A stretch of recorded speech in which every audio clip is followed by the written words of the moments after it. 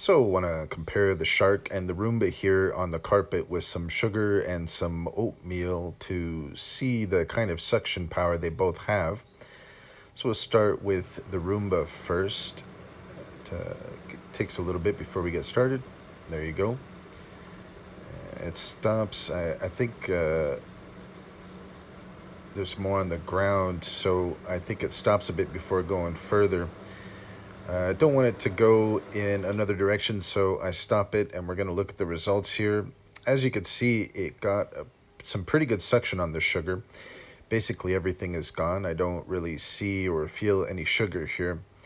So that's a pretty good sign. Also, the same with the oatmeal. As you can see, I didn't get the footage, a camera cut out, but it did suck up the majority of the oatmeal, but not all. But that's a good sign. So next for the shark, it likes to go at an angle, so it kind of directed it into the path of the debris there.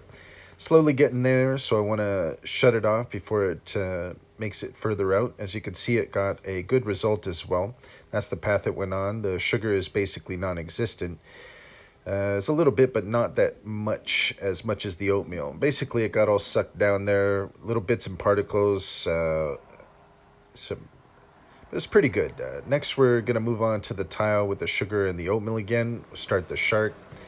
Got to direct it a little bit, but it goes a little bit further out and gets both the oatmeal and the sugar. So that's pretty good. I stopped it before it has to go back again. So that's one pass. As you can see, the crevices, it didn't do amazingly, but it did get the majority of it, and especially with the sugar as well.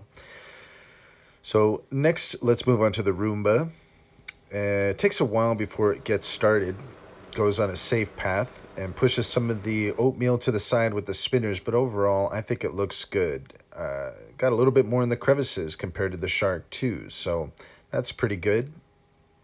And with the tile, it's basically similar. The shark and the Roomba both got a similar amount of sugar and oatmeal, but I think maybe the Roomba got a little bit more in the crevices. So we're going to give it to the Roomba there.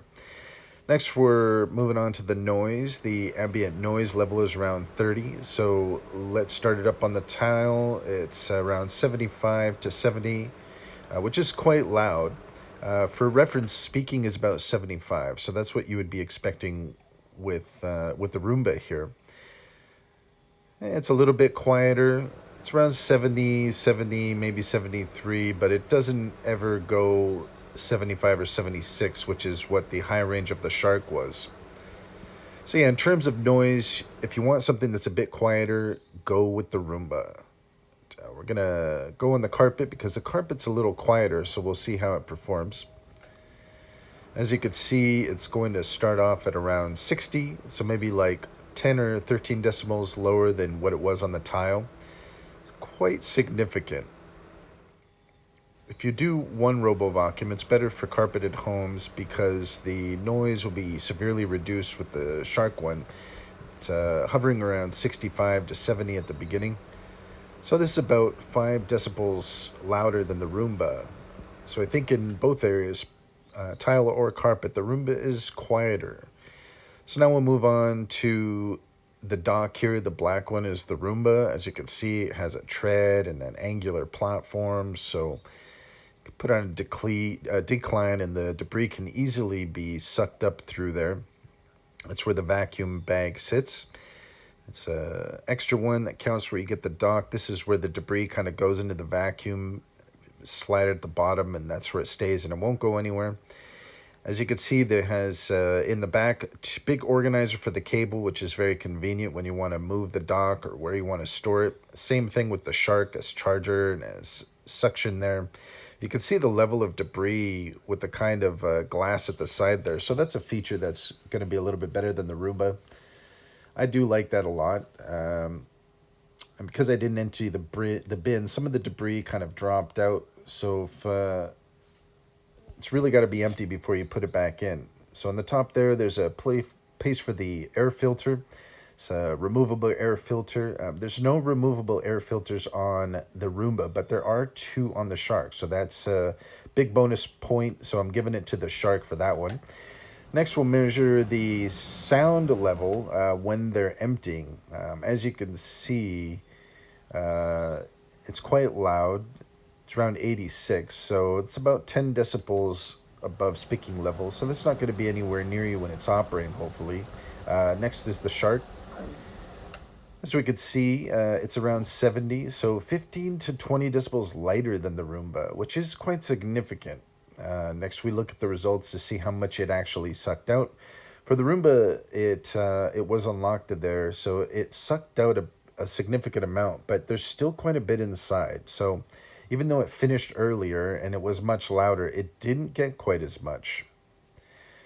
Now, let's take a look at the shark, and you can see that basically it's empty. The shark, even though it did take longer, it got much more of the debris. So I'd say in this regard, the shark definitely wins on that. Next, move on to the vacuum itself, and on the shark, you could see basically two tabs you can fully remove and take the brush out and clean it, detangle it. Whatever you need to do, it should be easy to put back in with the Roomba. It also does the same. Both of the brushes can be taken out to clean and also untangle, and the surface area of both of them is around the same, but there's some extra bristles for the shark, so the shark might be a bit better on the hardwood floor compared to the Roomba. They both have circular brushes, but the shark only has one, while the Roomba has three. The charger on the shark is also much larger than the Roomba, and the sensors, there are four on the shark and six on the Roomba. So the Roomba definitely takes the head on that one. The wheels around the two, I would compare the two. The shark is definitely my pick because it's better suction in terms of the dock emptying, but you can also see how much debris is in the dock still. But overall, I think you can't go wrong with either.